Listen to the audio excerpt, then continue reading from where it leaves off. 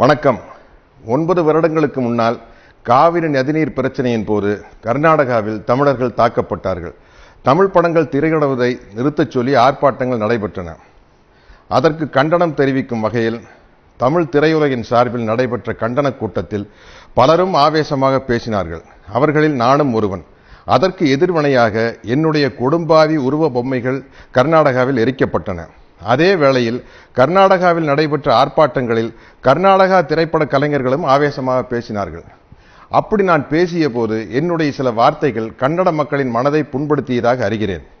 நான் கன்னட மக்களுக்கு எதிரானவன் அல்ல. அதற்கு உதாரணமே 35 வருடங்களாக என்னிடம் உதவியாளராக இருக்கும் திரு சேகர் என்பவரின் தாய்மொழி கன்னடம். கடந்த 9 வருடங்களில் பாகுபலி பாகம் 1 உட்பட நான் நடித்த சுமார் 30 திரைப்படங்கள் கர்நாடகாவில் வெளியாகியுள்ளன. எந்த பிரச்சனையும் எழவில்லை. சில கன்னட படங்களில் நடிக்கவும் என்னை அணுகினார்கள். நேரமின்மையால் நடிக்க இயலவில்லை. 9 வருடங்களுக்கு முன்னால் நடந்த அந்த கண்டன கூட்டத்தில் நான் பேசிய அந்த வீடியோ பதிவை யூடியூபில் பார்த்ததாலும், நான் பேசிய சில வார்த்தைகளால் கன்னட மக்களின் மனம் புண்படுவதாக அவர்கள் கருதுவதாலும், அந்த சில வார்த்தைகளுக்காக 9 வருடங்களுக்கு பிறகு நான் கன்னட மக்களிடம் என் மனப்பூர்வமான வருத்தத்தை தெரிவித்துக் கொள்கிறேன்.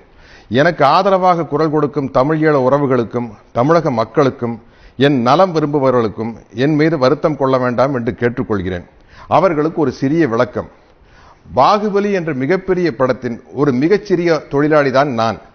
என் ஒருவனுடைய செயலின் பொருட்டு, சொற்களின் பொருட்டு பல ஆயிரம் பேர்களின் உழைப்பும் பணமும் விரயமாவதை நான் விரும்பவில்லை.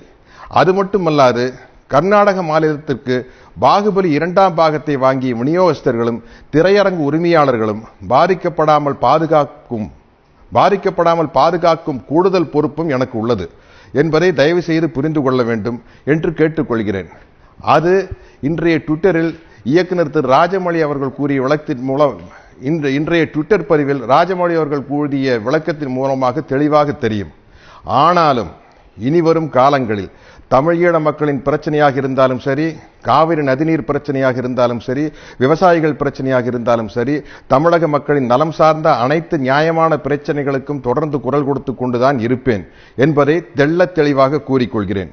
இப்படி நான் கூறுவதால், இந்த சத்யராஜை வைத்து படம் எடுத்தால் எதிர்காலத்தில் தொல்லைகள் வரும் என்று கருதும் தயாரிப்பாளர்கள் தயவு செய்து இந்த சாதாரண சின்ன நடிகனை தங்கள் படங்களில் ஒப்பந்தம் செய்ய வேண்டாம், என்னால் நஷ்டமடைய வேண்டாம் என்று மிகவும் தாழ்மையுடன் கேட்டுக்கொள்கிறேன்.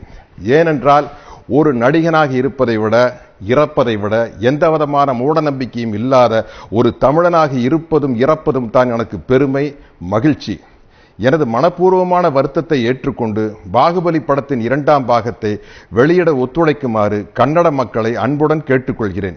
என் உணர்வுகளை புரிந்து கொண்டு எனக்கு உறுதுணையாக நின்ற தமிழீழ மக்கள், தமிழின உணர்வாளர்கள், தென்னிந்திய திரைப்பட நடிகர் சங்கம், தமிழ் திரைப்பட தயாரிப்பாளர் சங்கம், தமிழ் திரைப்பட இயக்குநர்கள் சங்கம், தென்னிந்திய திரைப்பட தொழிலாளர்கள் சங்கம், என் நலம் விரும்பிகள் அனைவருக்கும் நான் எனது மனமார்ந்த நன்றியை தெரிவித்துக் கொள்கிறேன். என்னால் ஏற்பட்ட தொல்லைகளை பொறுத்து கொண்ட இயக்குனர் திரு ராஜமௌழி, தயாரிப்பாளர்கள் திரு ஷோபு, திரு பிரசாத் மற்றும் பாகுபலி படக்குழுவினர் அனைவருக்கும் எனது மனமார்ந்த நன்றியை தெரிவித்துக் கொள்கிறேன்.